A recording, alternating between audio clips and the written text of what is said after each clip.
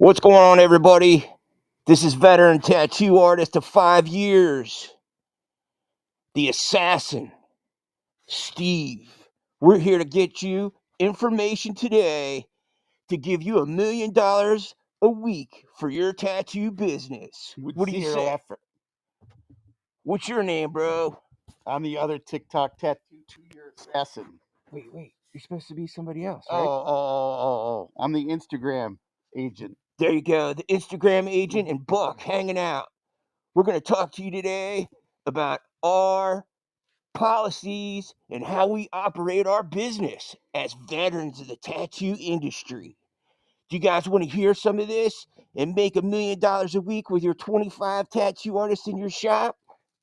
What do you say, Instagram assassin? I can't do this anymore. Jesus. All right, just kidding. We were just fucking around. It's already, cursing. 2 minutes in. What's up, everybody? I hope you all had a good Halloween.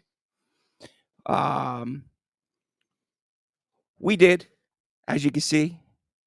We thought we'd have a good time and joke around because we think that people are being way too serious about all this stuff, man. Tattooing is supposed to be about fun. Right. Podcasts are supposed to be about having fun. And we don't want to do the drama stuff. We don't want to get involved in it. We just want to have fun. We want to hang out with you guys and talk about tattoos. I got people that submitted tattoos. We got more today. We didn't get to a bunch last week, so I got a bunch we're going to do today. Do I have hair? I feel like I got hair. No, you don't sticking. have any hair. Man. You don't have any hair. No, oh yeah. No, I meant like, on my. So, hope you all enjoyed our little poke at some fun. Trying to just change it up a little bit. We got a big chunk of people already hanging out, man. What's up, everybody? How's everybody's week? I hope you all had a good week. I had a really busy week. Do they celebrate Halloween in other countries? Yeah. But, Justin and I were talking today about the daylight savings thing. Do you guys, does everybody that's on right now, are you involved with that whole daylight savings thing? I know we have a couple states like Arizona, Indiana that don't in the U.S. And I think there's some countries that don't observe it, man. But I don't know, man. We just figured we'd take a stab at this whole comedy thing and screw around at the beginning. Looks like we got a bunch of people in already, man. Check it out. Holy cow, dude. Bill, just so you know, I did get your email. We're gonna square you up right off the bat today. Once we get into this, I got a couple other people that I didn't get to their tattoos last week, so we'll make sure we get to those today. And should be a cool show today, man. I think last week went really well, other than it being a train wreck on my end because I was, getting emails and I was all over the place, dude. I was calling Bill stuff, Rooster stuff. His wife, girlfriend, I don't know who she is, was like, no, that's not Roosters, because I was getting it all mixed up, and because people were sending me stuff with their real name and not real name, and I was all like, it's a well-oiled machine. Yeah, man. Guys. Shit through a goose. Well-oiled machine. It's gonna be a fun show, man. I'm looking forward to it. So we got new people in the house. Do you know? Actually, I did find out something weird about Halloween. I seem to remember, and I mean, I'm a Gen Xer. I'm 53. I recall knocking on doors till about 10 o'clock at night. Bro, we barely had anybody. Like no light on. Signs were like, go away, trick or treaters. We'd still walk up to their door and be like, give us the candy. Yeah. Dude, 8 o'clock. 8 o'clock. As soon as it was dark out, man. I think trunk or treating is ruining trunk it. Or treat, yeah. It's like there's too many people doing trunk or treats now. It's not ruining it because it's a good thing, but I think it's taking away the, kids coming around and hanging out and knocking on door to doors and Yeah, it's taken away from the bringing your children to strangers' houses. Yeah. Asking for candy. Oh, it was a simpler time. Yeah, man. So before we jump into it, we'll get to you guys in a second. I want to make sure we get everybody a shout out that's showed up and been cool enough to hang out with us tonight. I did want to mention two things real quick. So special thanks to Fat Cracker for the beard oil. Loving it, man. He gave us two different types. Totally digging it. Looks like we got Almanac Metals in the house. I showed it last week. I'll show it again real quick just so you guys can see it.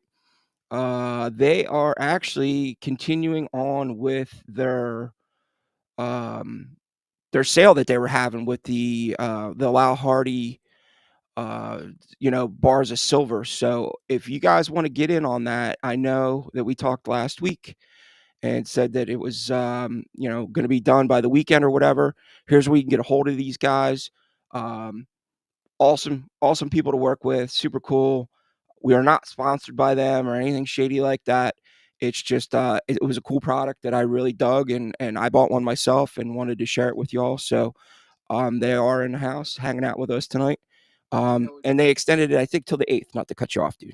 Yeah, congratulations to Al Hardy for I think this week was, I want to say 47 years New Wave Tattoo's been open. No, I don't think it's been 47, but it was a long time. Around 45 though. Because he didn't. I saw the post and it looked awesome. Congrats to him though. Yeah, major props, man. That's a long time. Matter of fact, I actually have the video here. We're gonna show it to you guys. Hi guys, this is just to let you know about a tattoo collectible that's going to be dropping on October the 26th, this Saturday. I've been working with Almanac Metals in the USA to produce some solid silver bars that have got a classic new wave punk rock girl on them, and on the back the famous logo of Sneaky Bacon. So just have a look at these, and if you're interested in ordering one, check out Almanac Metals.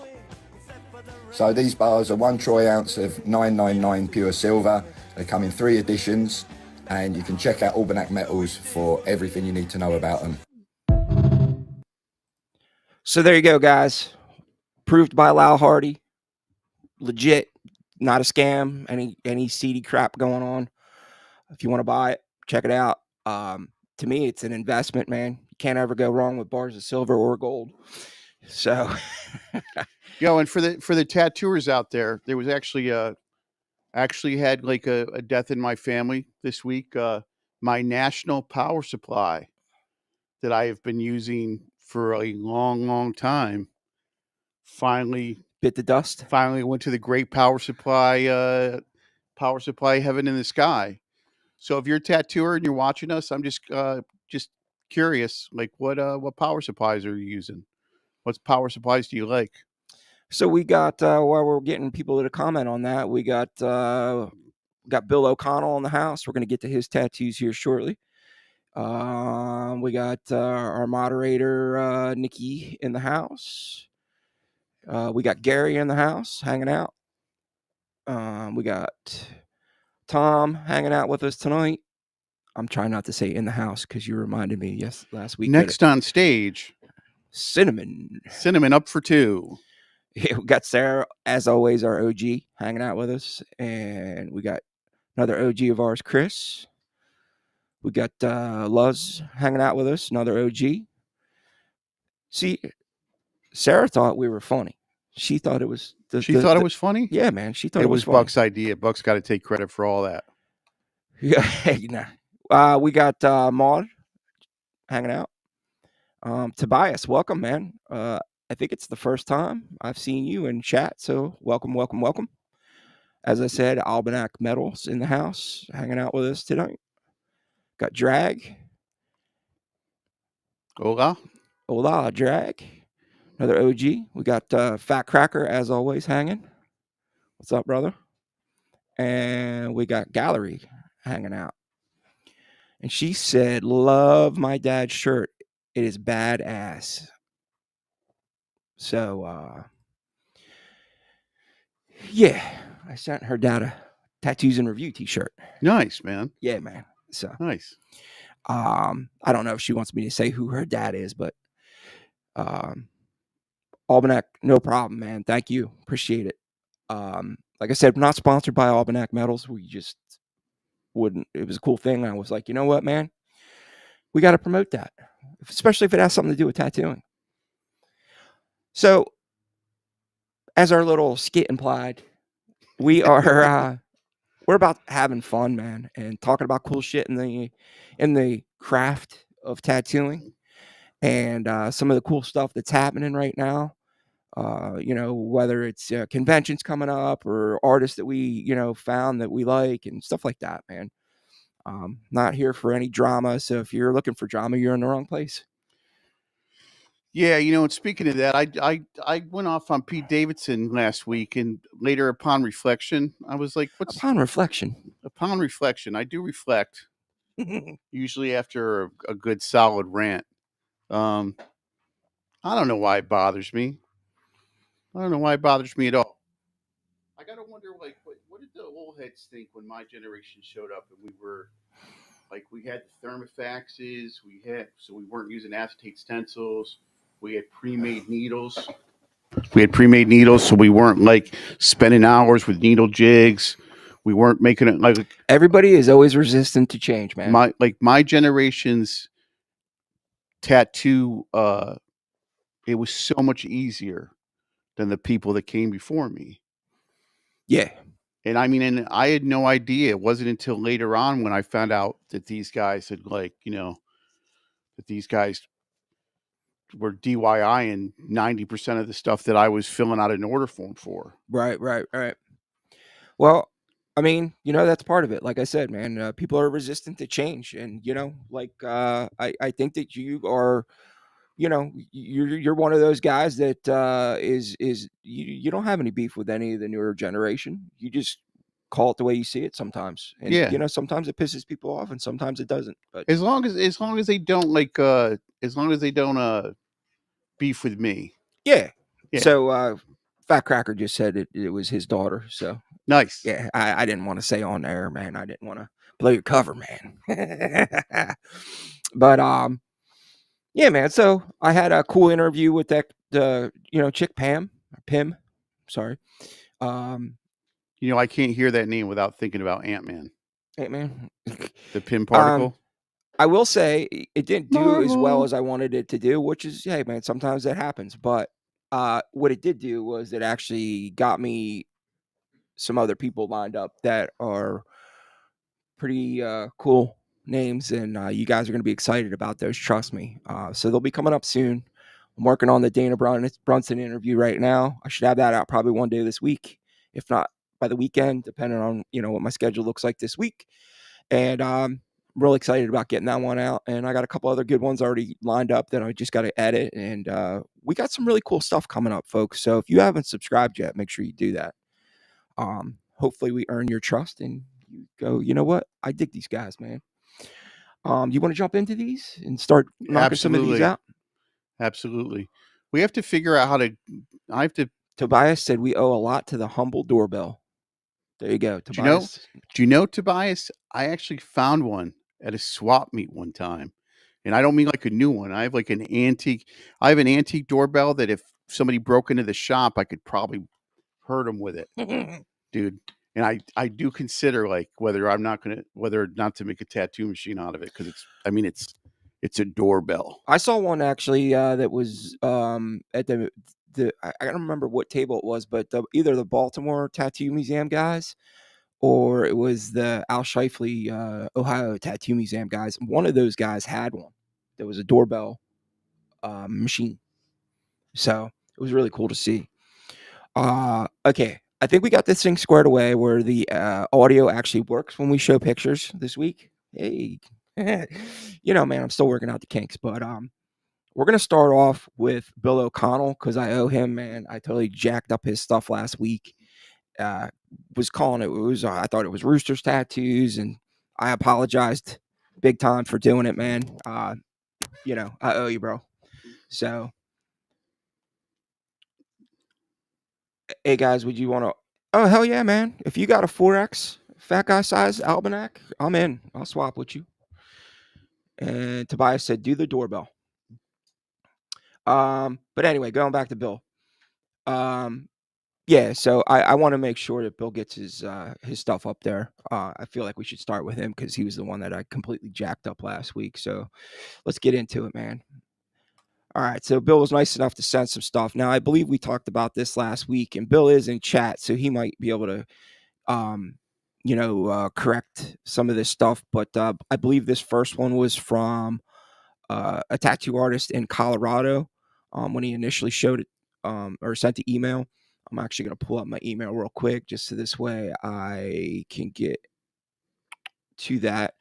But yeah, he did give me like info on each one of these, so let me just double check that real quick.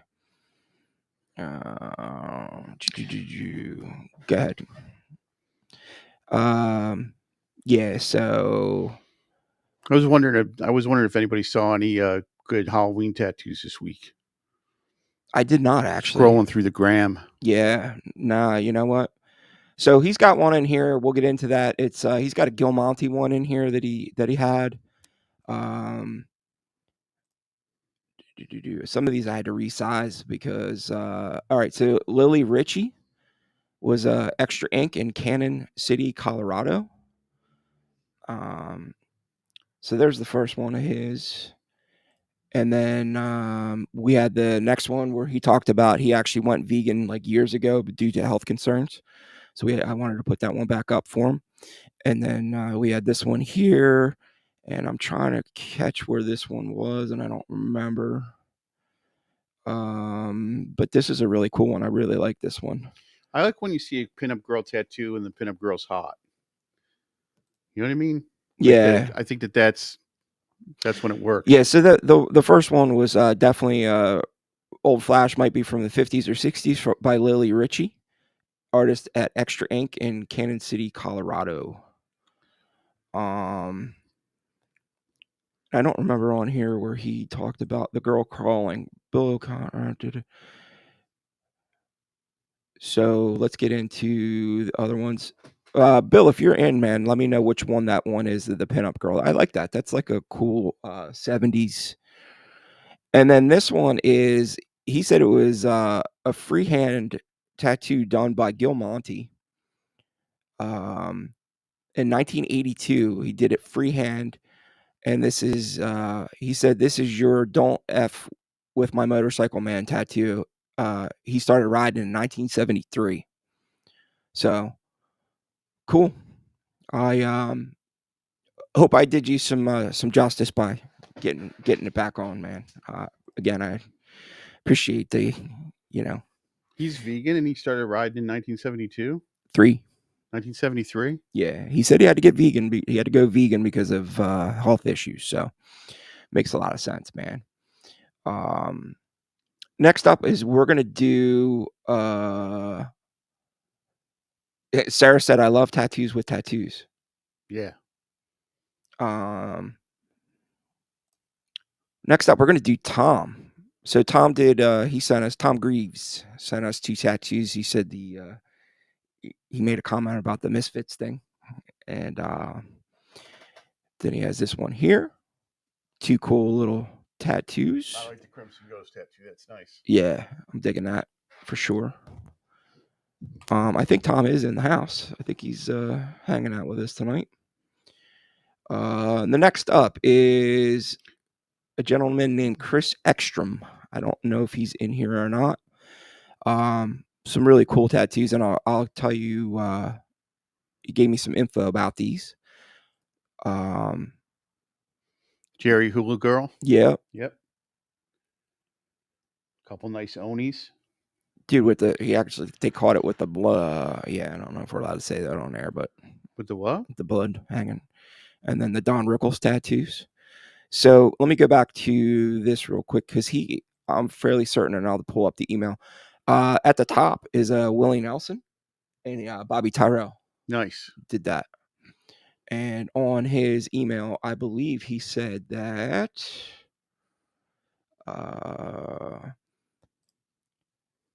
huge comedy fan, got to show this piece to Don Rickles. His autograph is added after the fact. The Onis and the Sailor Jerry Hula by Heresita at Old Ironsides last year. And the Willie is done by Bob Tyrell. So there you go, man. All right. Cool. So next up, and I feel like I'm flying through these and we're not going to be prepared. This was sent by a listener, Rob. I want to say it was Tiernan. Full sleeve Japanese dragon. Yeah, and he just said in his email, because I had originally put on there like, and give you your inspiration or whatever, and he was like, I just had money. I like it. That works for me, man. That's a really nice tattoo though. I love seeing these tattoos, man. So there you go. Tom is in the chat right now. Oh yeah, Misfits is by Stubbs and the Skull is by Nick Devine. Maud, there you go. He said that's his dragon. So there you go, guys. That's Maud's tattoo. And last but not least, the one and the only, Fat Cracker. So this is going to look wonky, and I'm going to explain it to you because he tried giving us the best picture he could.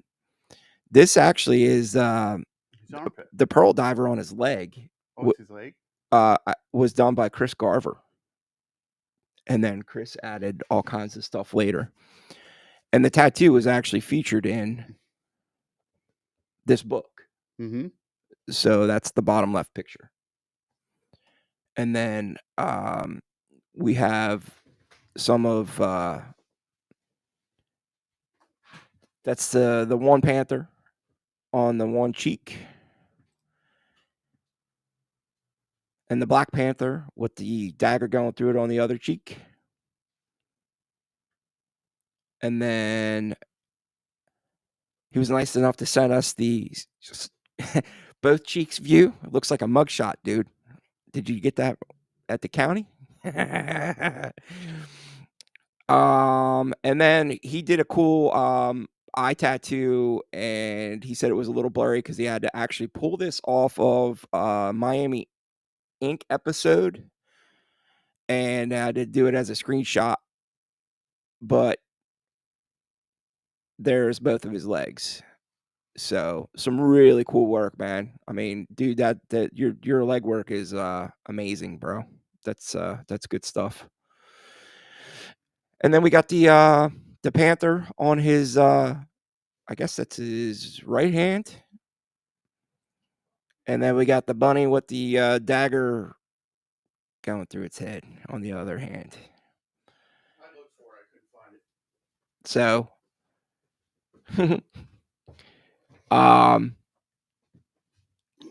he said it was off the Horitaka book is where the picture was from. And yeah, from Japan Tattooing to the West, right? Yeah. And the eye is Chris Garver also. So these eyes that were done on his legs are done by Chris Garver. Those are beautiful, man. You know what's crazy is I actually have this. I don't know how it happened. And I forgot to take pictures of my own tattoos, man. I promised you guys I was going to do that. I don't know how it happened, but everything on my arm has an eye. Eyes. Oh, wait. Hold on, man. Let me get to the full screen. There you go. Eyes. Pupils? Yeah. No, do they have pupils? No.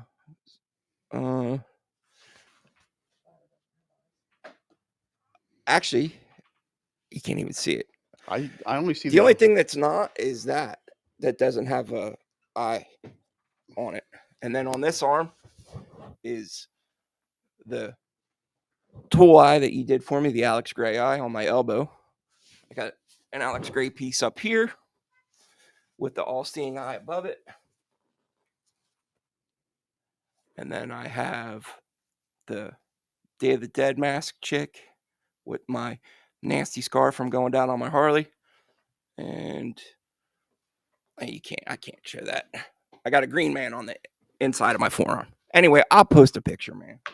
It's too hard for me to all But I don't know how it happened, dude. I wound up getting a whole goddamn 2 sleeves worth of people's faces on me. So I don't know where I picked it up, but years ago I had heard that that when the Japanese will tattoo their dragons and their oni or anything that has an eye on it, it's a decision whether to tattoo pupils or not. Because if you place the pupil in the eye, it gives it mana. So these do not have a pupil, Right. right? But the red one does.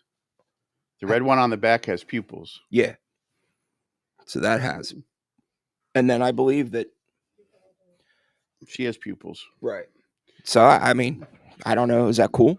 Or are you So- telling me that I'm cursed or some shit now, no, dude? so- I got pupils. No, Because we're busting that gun out as soon as this bad boy's over. You're gonna color them bitches in. so like in Shinto, everything And shit, what? in Shinto. Okay. which is a Japanese religion, Oh. everything has spirits. Okay. Like the mountain, the river, Yeah. I get you. like swords. Okay. So if a tattoo artist believes in Shinto, he believes putting the pupils in the tattoo gives the tattoo its own spirit, and then that spirit influences you. Okay. So it's almost like when I got my first dragon done, right? Do you want to get the pupils in there because do you want to be influenced by the dragon? I don't know where I picked that up, but I always sort of believed that. That made sense to me. Okay. I mean, hey, look, dude. All right. So Bill actually did respond back to us. He said Lily Ritchie did the pinup. She's 26 years old, who's only been tattooing professionally for about 6 years. She said she knew she wanted to be a tattoo artist since she was 12 years old. She's done 7 girls tattoos. So there you go. I appreciate it, man. Appreciate your understanding. But yeah, man. So I don't know. I don't know how that worked out. I don't know why it worked out that way. But everything on my arm is a face. So Fat Cracker, did you get your work by Garver done at New York Adorned?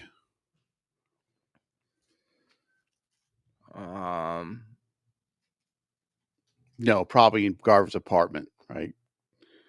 Fat Cracker's been getting tattooed forever, probably in C Squat. Fat Cracker said we need photos, Buck. I will take photos, man. You know what's crazy? I would need to put lotion on because I'm ashy as hell because it just got cold. Ashy. But dude, so I was looking today, man, to buy conditioner for my beard, and dude, The Rock has his own like Yep, right in full Target. line. Right in Target, baby. Yeah, man, and he has Tattoo Bomb. Yep. My man is like digging into everything, dude. You know what you can buy at IKEA, right? He said, Bill said that's 7 girls on him on Bill. There you go. At IKEA now, you can buy tattoo shop furniture. Really? Yeah. Like, you know how they have all the living rooms in the store, Yeah. Yeah, there's like a tattoo shop in their store now. Oh my God. Yeah. Shiro, what's up? Shiro Kimba in the house. Fat Cracker said he got those done in LA. That was time tattoo? Shamrock and True Tattoo. So there you go. Man, I love our crowd, dude. We got people that responded. They sent us stuff. We had to wind up doing a second show because of it.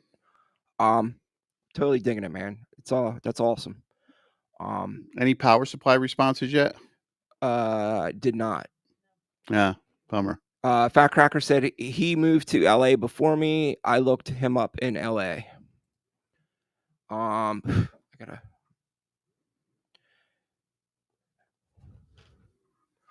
So, Who's that? That's Sarah. So let me download that real quick. I'll do that as a share because I don't want to screw up the audio like I did last week. So I'm tattooing my friend Sully's hand, right? He's getting the bone thing on his hand, and I did the outline last week. And me and Sully and another buddy of mine, Brian, were sitting around. And Sully's like, he's a big dude. He's a big dude like me and Buck.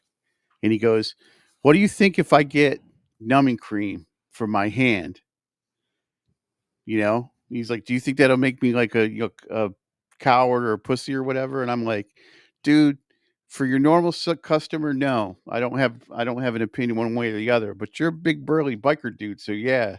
And then Brian looks at him and goes, "Yeah, man, you want to be cool or you want to look cool?" And I thought that was really the best response I've ever heard.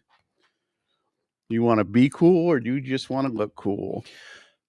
So, Sarah last week, she sent us a whole slew of different, pieces that she's got. And it looks like, because I was just going through my email again real quick just to make sure. She sent us another one. I'll share it with you guys real quick. And we'll bring that up. So this is Sarah. Looks like the leg sleeve that she has.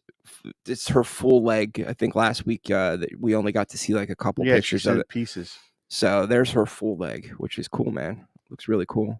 She's got some really nice work too. Does she, Sarah, are you doing like a theme or are you just sort of like piecing it together traditional style? And then so we got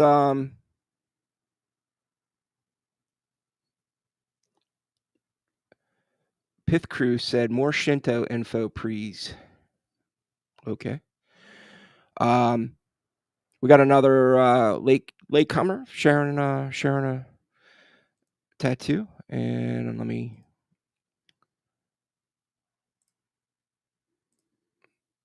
I really don't know that much about Shinto religion, except I think it's what's called animist. Animist religions believe that significant places and significant objects contain spirits. So a really good example of that is in the movie Spirited Away. How when the main character there, whose name I can't remember, is taken to the land of the you spirits. just looked at me like I was gonna throw it at you, dude. I don't even know what the hell you're talking about. Spirited Away is a really beautiful, beautiful, beautiful movie done by Ghibli Studios. And it's got like the river spirit, the turnip spirits are in it. No Face is in it. This was late send by Sally. What do we got? It is some cool cats playing a drum and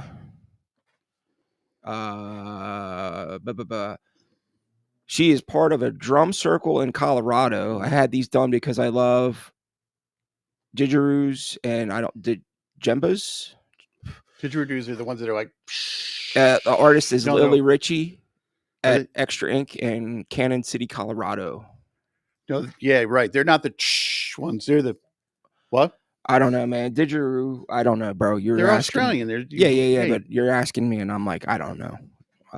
Not even. But yeah. So I think that's all of them. I think Bill's saying I sent you one earlier, but I don't know. Maybe did I miss it, man? I hope I didn't, because I really wanted to make sure I got you squared away. That's the only other one that I got from you, Bill. I think it was from Sally. So I think we're square now, man. I think we got everybody. And you know it. Sarah said she's answering you. The pieces all have a nature theme. Some are custom, some are flash, and it's just been a growing collection of many different artists. Goes all the way up to my hip. Nice. So she's like you, dude. No rhyme or reason, just getting them. Yeah. You know what I mean? That's cool. I just can't be that on a whim. I'm not that guy. I gotta plan my stuff. Yeah. I don't know, man. I'm very weird like that, man. Well, a lot of the reason I'm tattooed the way I am is because I was poor before I started tattooing, man. Really, I was just like a bum, sort of working in like factories and in warehouses. And I'd walk into a shop in the '90s, and they'd want like $150 for something. Yeah, I mean, that was like I was getting like tattooed once or twice a year. You know? Yeah, man. I mean, like I think my first tattoo was probably like $100. It was that Taz tattoo, and then my next tattoo was I got a decent dragon, 6 inches or so long on my calf done. That was my second tattoo, and I want to say that cost me like $250. But you got to figure, man, back in '93 or '4 that I got that was a lot of money back then. I think the first shop tattoo I got, because it was probably my 4th or 5th tattoo, was I got Ooh. it. I got a Jack Rudy Dragon done at Jim's Tattoo in Seabrook, and it was $200. Sarah with the $5. Much appreciated. Thank you. Yeah, man. I mean, every tattoo I have was done at a shop, so I don't know. I've never had the experience of doing the kitchen tattoo thing. So Either have I. yeah, sure. You know, it is funny, dude. I got tattooed.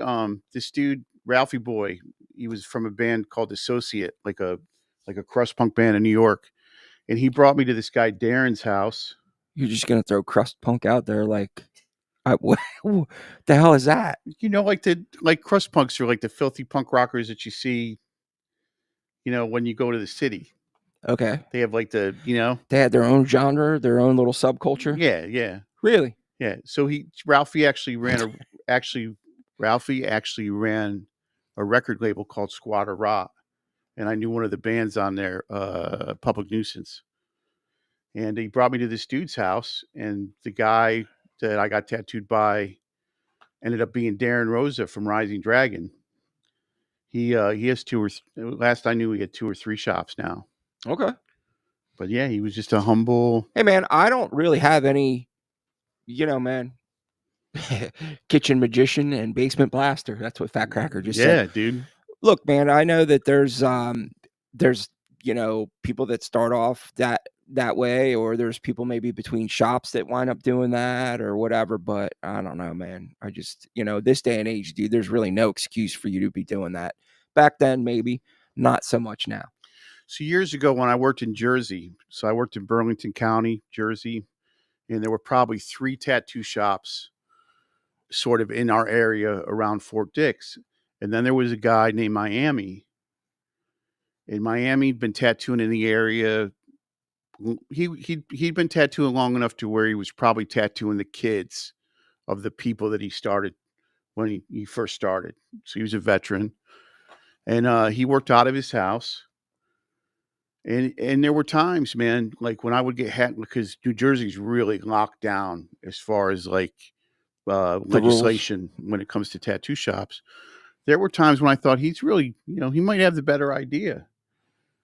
I mean, because you can have a clean, if you know what you're doing and you're shop trained, I don't care what anybody says, you can have a clean environment. You can put a separate space in your house, whether it's a separate room or whether it's, I'm not talking about the dude tattooing off his kitchen table next to like his 40 bottle or whatever. Well, and I've been tattooed like that too. But, Heathen. Yeah. That's poor, man. Punk rocker. Dude, so I know somebody that worked in shops for years,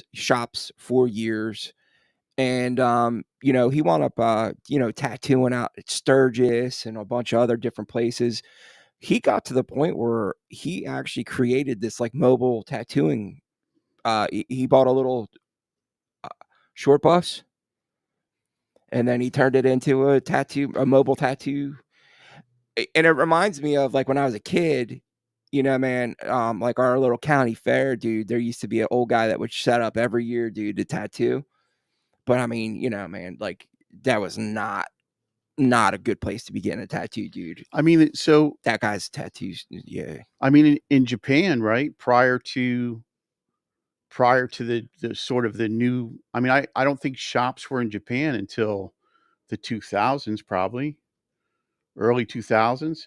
Prior to that, I mean, it was home studios. You had to meet with the guy. Well, first you had to meet with a guy that would introduce you to the guy. Yeah. And then you would end up, you would be tattooed in the tattoo area of the guy's home. I mean, I know back in the day when New York City, when the band was going, that there was tons of guys that were tattooing at their places. Bob Roberts, Jonathan Shaw, Perfetto, I think, might be Tom DeVita. So there were people that did it, but I'm with Mark. Mark just said I never tattoo outside a shop or a convention. To me, there's just not really a need to do that now. These days, there's plenty of places to work. Obviously, we always talk about that. Um, I am so. Can I just tell you, as an American, I am about beyond fed up with spam political phone calls.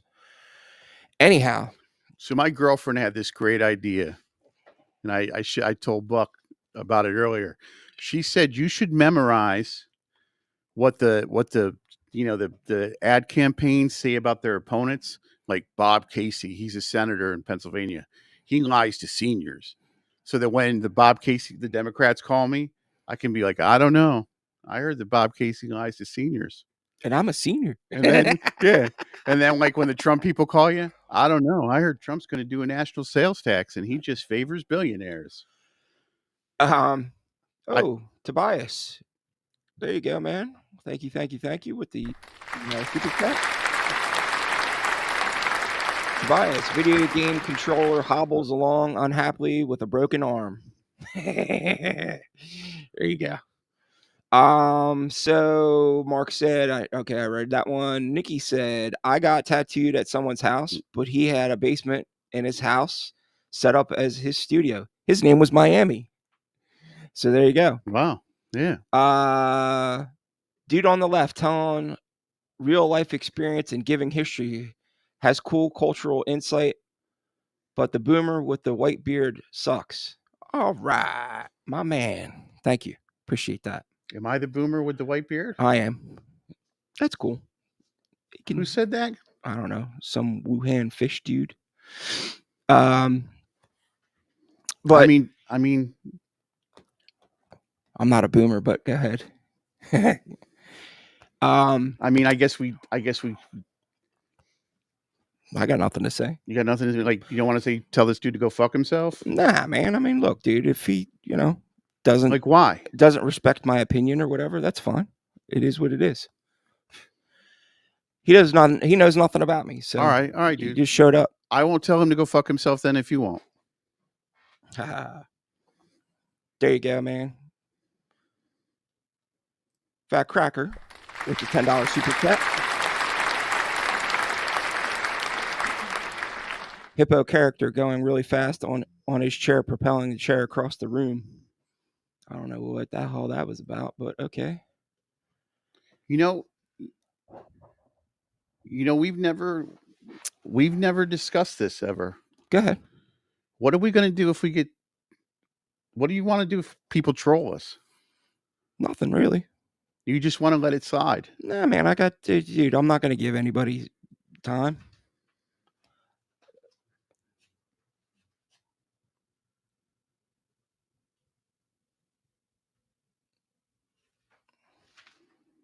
He said, I'm they, them. Don't misgender me.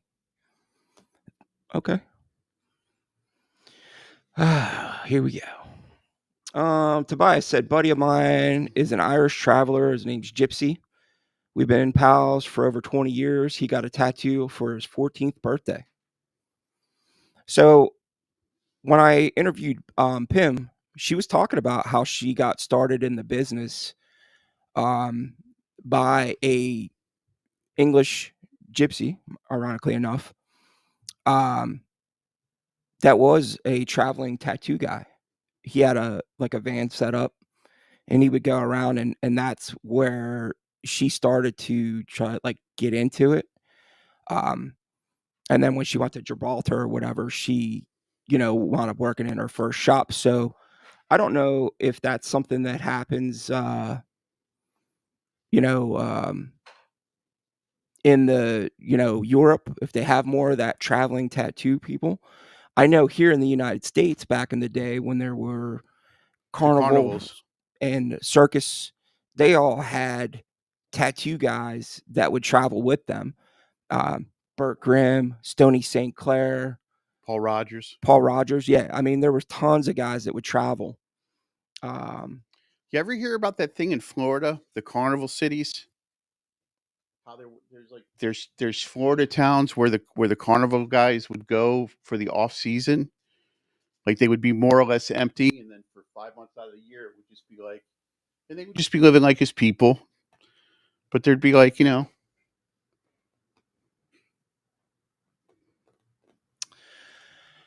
Okay. Um.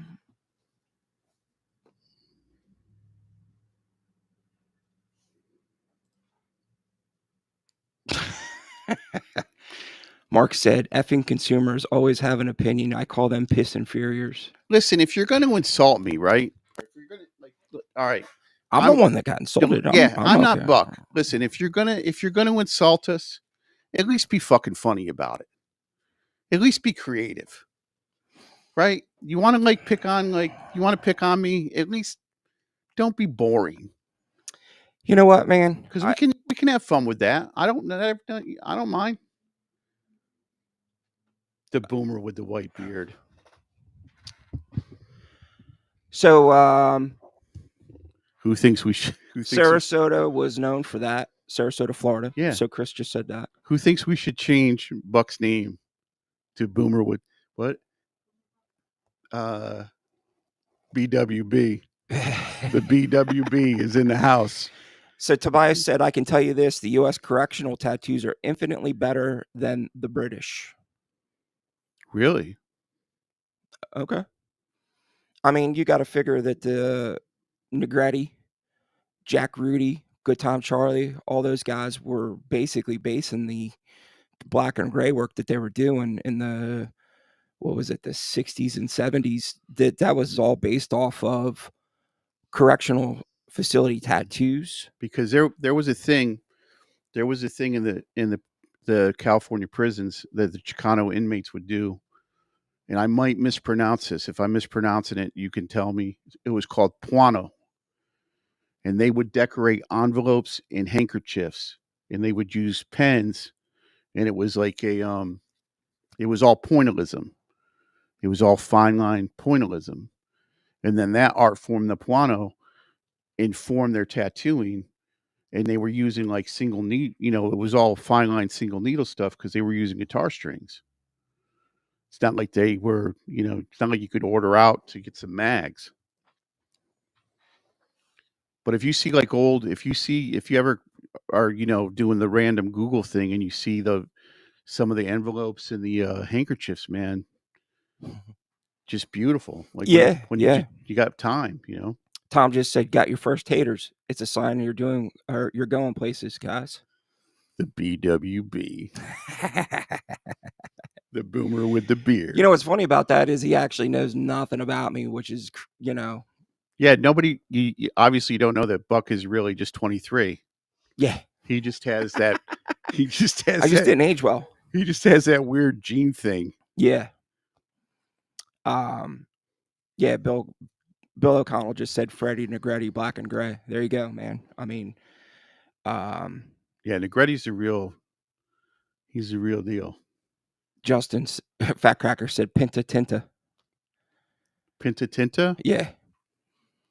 So Mark said, "Don't read their bullshit. It just gives them lame power that they need to satisfy their weak hearts, and it will make their holes moist."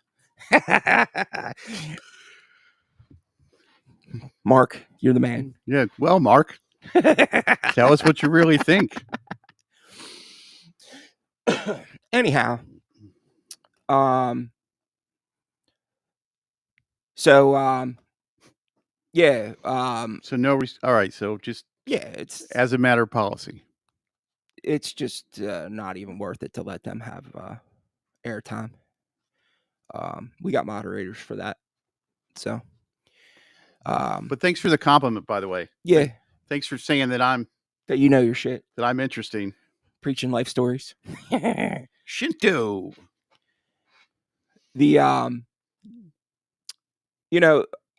I would like to do this at least once a month. Justin and I talked about this. Yeah, like with the new format that we have, there's like all these new potential possibilities. Yeah. I mean, to be honest with you, I mean, I sort of would like to. I'd like to get Drag on. I'd like to get Sarah? Mark, Sarah, Fat Cracker. Cracker? I mean, we got a bunch of our regular listeners that would be, it'd be cool to have. We can bring them on and be on the screen with us, and we could, talk to them, ask questions, have them join the chat. Really, because that, like, when we created this, the whole point, the whole point, or way that this came about was me and Buck were sitting in the tattoo shop one day with some people just talking about tattoos and just BSing about whatever, tattoos and motorcycles and music. And Buck was like, I wonder if we could do this on YouTube. Yeah. Just like some guys talking in the tattoo shop. So I do like the idea that this particular is they call them platforms? Yeah. Platform. Yeah, Program. man. Program. And the other cool thing is that, so we felt like it went really well last week with the viewer submissions of tattoos. I want to do it probably maybe once a month, and then we thought, you know what? If we didn't do viewer submitted tattoos, we could always do, like, you guys could send us flash on tattoos that you want to get. We could talk about it. Right. You could explain why you wanted to get it. Is there any reason that you picked it out, that, whatever style it is or whatever, just to get you guys more involved in just like you're sitting in the tattoo shop with us. Right. Just talking with us. Because that's basically how I wanted this to be. I wanted it to be where it was almost like an extension of you guys sitting in the room with us while we were shooting the shit, talking about whatever we talk about. I mean, we have to kind of peel back on what we talk about. Don't blame me. But no, yeah, I know, man. Because if it were up to him, we would be, probably kicked off the No. No, it's not that bad. But so, years ago, I worked for a guy in Trenton named Chris, and I'm going to say this is 1988, and Chris had an idea, and I don't even know if the tech existed at the time. And to give you a little background, Chris was a forward-thinking dude. Like, Chris at one point went and he bought domain names, like, before people even knew that they had potential value. He's smart dude. And he was like, I wonder if we could ever have something on the internet where people could just tune into the tattoo shop and watch us while we tattoo. And people that were, weird about getting a tattoo, they might want to see us first, or people that, and later on I thought about that idea, like just an unfiltered, this is what we talk about in the tattoo shop. And I don't think I'd survive it. Yeah, no, you wouldn't. I know that like Convent Tattoo, they actually have a feed that goes at night. It's So under a different page, but it's like it's essentially for them to capture ghosts and stuff like that on their feed. Right. And they've caught some cool shit. I mean, it's I mean, I had my own experiences there and whatnot, but I see where you're going with that, though, man. Like, I could see where that would really turn into a problem. Obviously, we got people out there that have to, like, bust balls and talk shit. But I mean, I think ultimately it might be a problem, not just for me, but for anybody, because I think most people that are into the tattoo lifestyle, man, are going to have strong ideas, whether they lean this way or that way, or yeah, and I don't know. We just a little live and let live. Yeah, Tobias said he just got into looking at Rambo, the British tattooer, badass. He's an albino, 23 years old. I actually know of him through some of the stuff that Lau Hardy posts. Lau's my go-to guy for everything British. Yeah, pretty much. And then Matt Lauder. Matt Lauder posts a lot of good stuff about British tattoo history.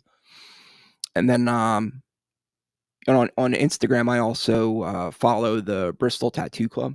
Nice. So they post a lot of stuff, man. There's a lot of really cool stuff out there for the UK, man.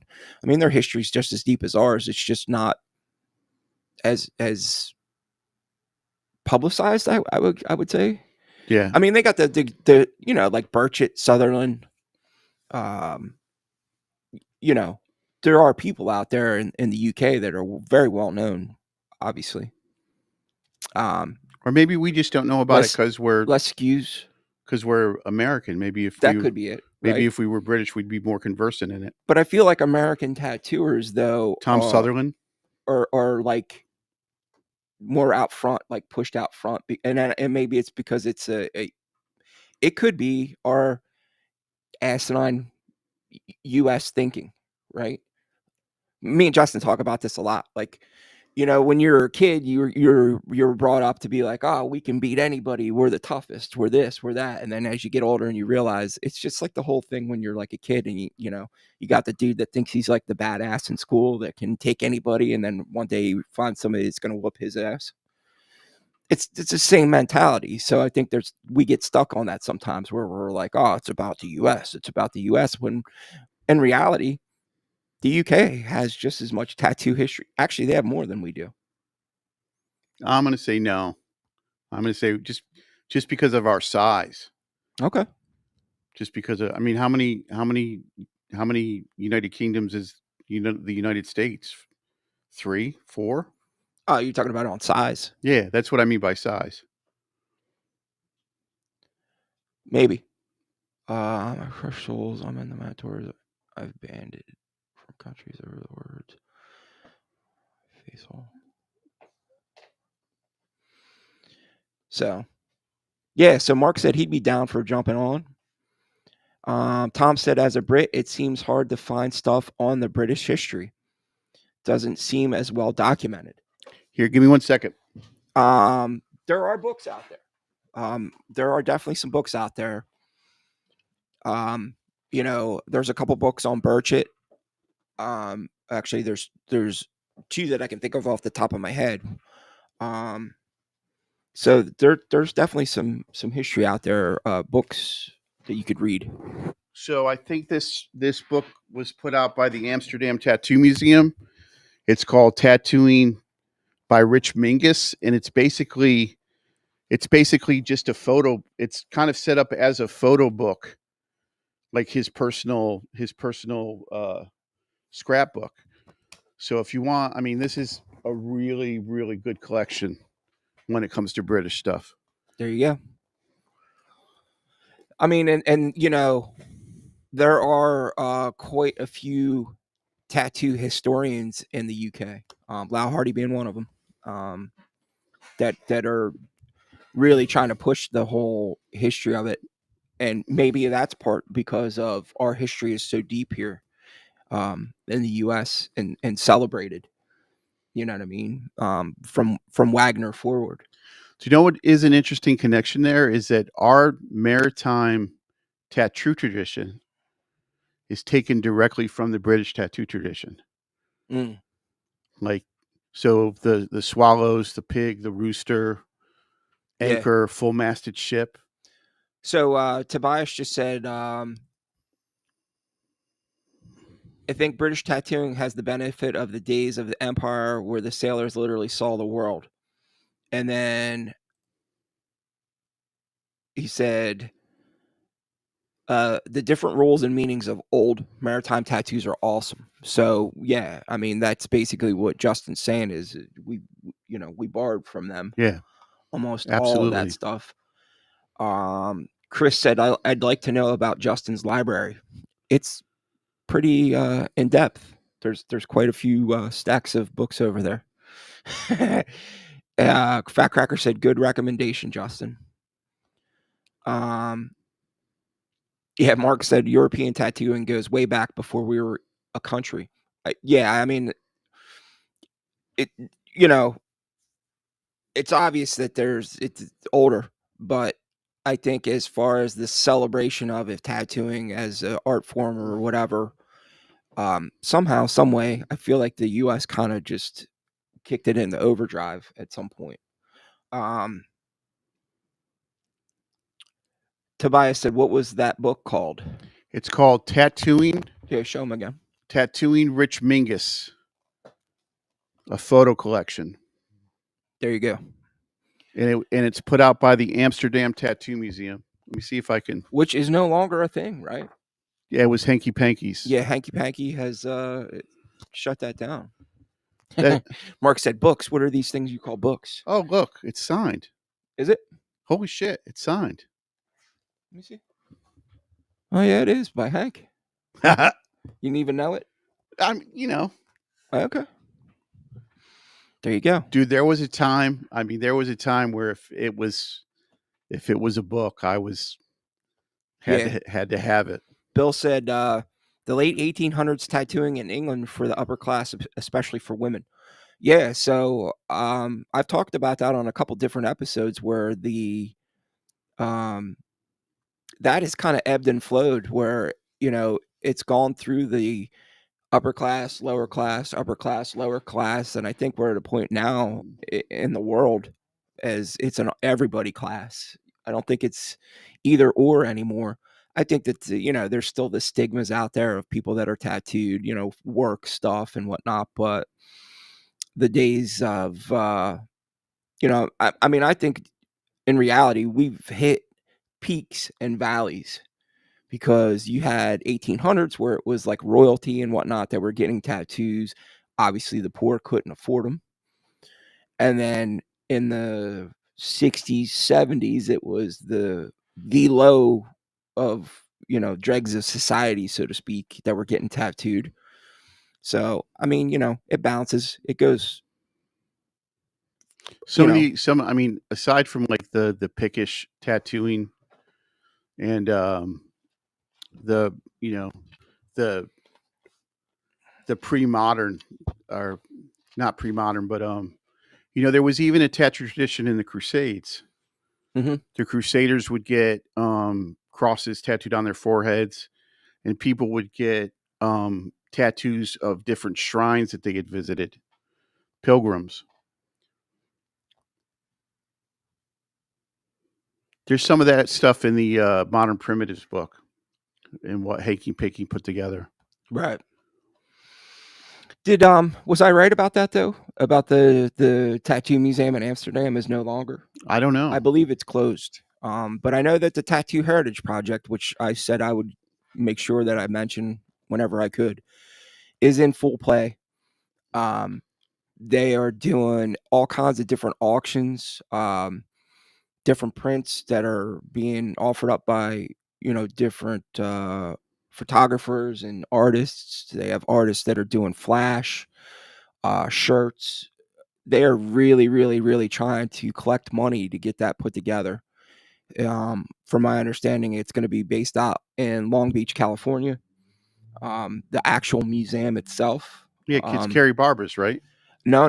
We're talking about like they're buying a building. They're doing this whole spiel, man, where they're doing it. So they're not just turning Burt Grimm's shop into a museum. No, they're buying like a building on the water out in Long Beach, and they're going to make a U.S. tattooing history, or I think it might be even world history. I don't think they're going to just be U.S., but it's called the Tattoo Heritage Project. If you want to look it up, you can check them out on Instagram. It should be really cool, man. Yeah, Drag said they still have the oldest tattoo guy from Europe, Uzi. Georgia B, you guys are awesome. Big up from Philly. Right on. Thank you. It's nice to have somebody that's not Nice. bashing Local. on me. Nice. Do you guys believe that the ink can affect your bloodstream or health in a negative way?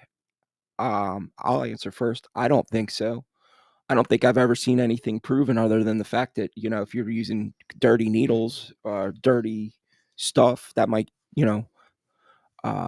cause issues with infections, hepatitis, whatnot. But as far as any negative effects, I've never really heard of anything. What about you? So I think it's not the ink necessarily, but maybe the amount of coverage. Like to my understanding,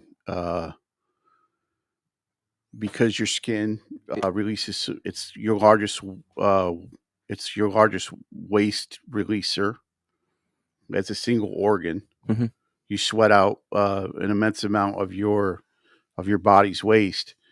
When people get extensive tattoo work, like the Japanese bodysuit.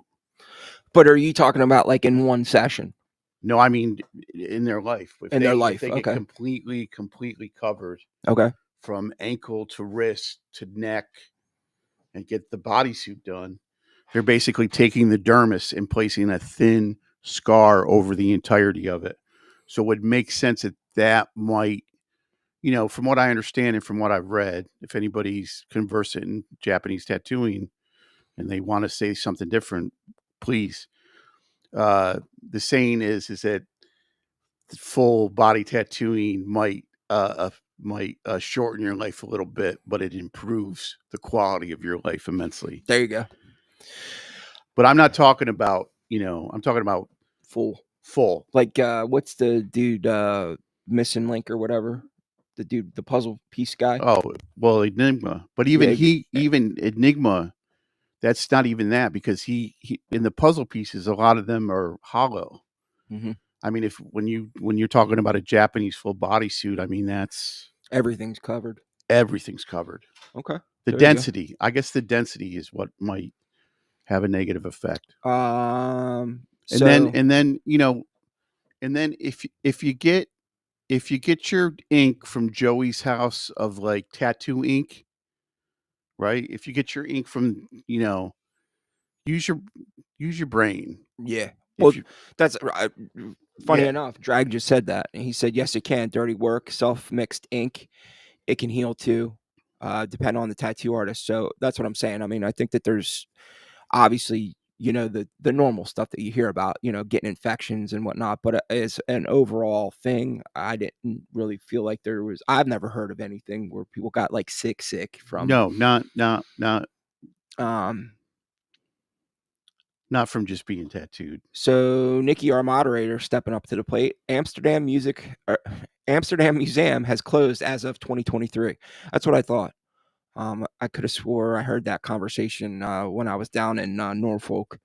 Tom said, any tips on getting a hold of good books apart from eBay? Bezel Books, Bezel Books, the Book Mistress. Yeah.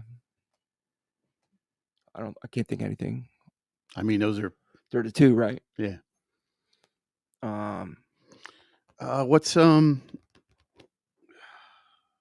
It also affects white cells, but the benefits for me outweigh the cons. There you go. Something Beak Press. Mickey Valiento's Tattoo World. I think it's Tattoo World. What's the Scorpion Publishing? Scorpion Publishing. They have a lot of good books. Yellow Beak Press. Remy on YouTube says he's had, I think, 7 bodysuits. You guys ever seen him? Yeah. I have. When he says 7 bodysuits, I'm explaining it to Justin. So the dude has had full bodysuits done from the neck down, but he's had them blasted over 7 different times. Like dude, man, you imagine how much cheddar that guy has spent on tattoos. Holy crap, dude. So I ran into a guy years ago from Australia. I think he's from in Australia, and his name was Lucky Diamond Rich. And Lucky Diamond Rich was the first guy that I saw that was pretty much blacked out, like completely, face, head, everything, with white ink over top of it. Okay. But he also he was a sideshow performer. So the only reason I was asking about, like you were saying, all over after the fact or whatever, I thought you meant like, the first thing I thought of is these guys that are doing these tattoos where they're, getting put to sleep and they're having a 12-hour, their whole back done at one shot. I thought you were talking about that, but you're talking about from a, full body suit, like Japanese perspective. Right. Okay. And the thing, Buck, with the, it has to do with density and with the, like if you're getting a black and gray sleeve, the density of that, even if it's a full coverage, is not the same density as the high color with the solid black wind tunnels and the, I mean, Japanese bodysuits are dense. Mm-hmm. They're solid and they're dense. Yeah, they're totally fucking saturated. Yeah. Yeah, no, I got you. Bill says he says over 2,000 hours of tattooing. That dude Remy. Fat Cracker said, I know Lucky Diamond, New York days. He's a limey. He's a limey. There Yeah. you go. He's pretty cool to me.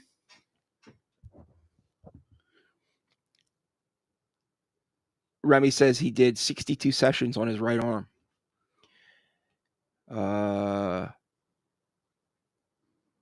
So Mark, actually, I'll throw that one on the screen so everybody can read that.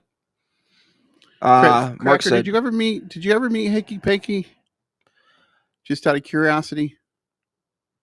so Mark says, I trip that if someone overcharges, crap worked, and booked out for 3 or 4 months or more, people eat up that snake oil. What? So he's basically making a reference to the fact that, you know, people are overcharging, and then also, you know, doing the whole, oh, I'm booked out for the next 4 months. Book me soon. Right. So it's like a Yeah, I mean, when ploy, right? Yeah, when you're working 4 days a week, 6 hours a day, you know.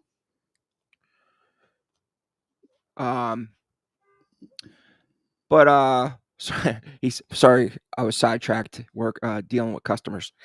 It's all good, Mark.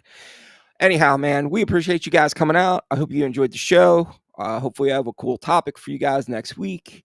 I don't know what it's going to be yet. I think we might dig into that Pete Davidson thing, man. We've been kicking that around back and forth, but I think we should really take a deep dive into that, so we can watch Justin's veins pulse in his forehead. Because, you know, what grown man bets on the Mets?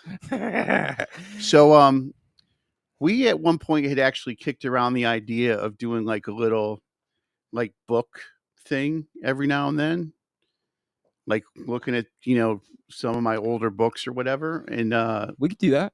If you guys are interested, just say something, and I'll bring out some of my collection.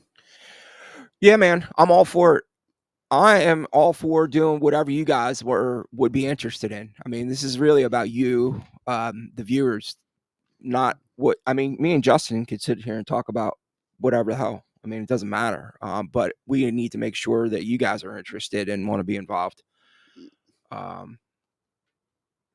Numbing cream, let's talk. We could do that, Mark. We could definitely get into that.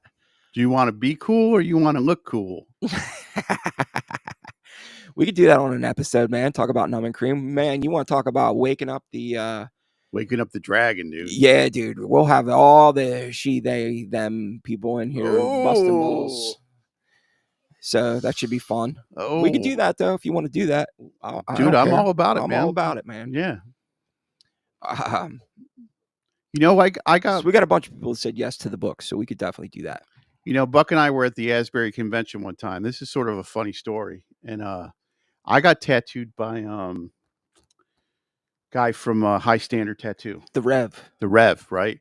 Now, picture me and Buck and then add 6 inches. Yeah, at least 8 inches. I mean, this dude, so he tattooed the side of my face, man. And he put his hand. His paws were the size of dinner plates, dude. Right. His hand was like on my head. Like it was like a melon. And I'm laying there and I'm like, this is going to be just brutal. This guy's going to tattoo me until it comes out the other side. And, you know, he was gentle. You never know, man. You never know. You never know what kind of hand a guy is going to have. I thought Baba was going to jam me. And, dude, it was probably one of the easiest, you know, light-handed tattoos I've ever had. So, you never know, man. Anyhow, stay safe. Stay safe. Stay tattooed. Stay away from the politics. Click ignore on your phone when they come in. Keep tattooing fun.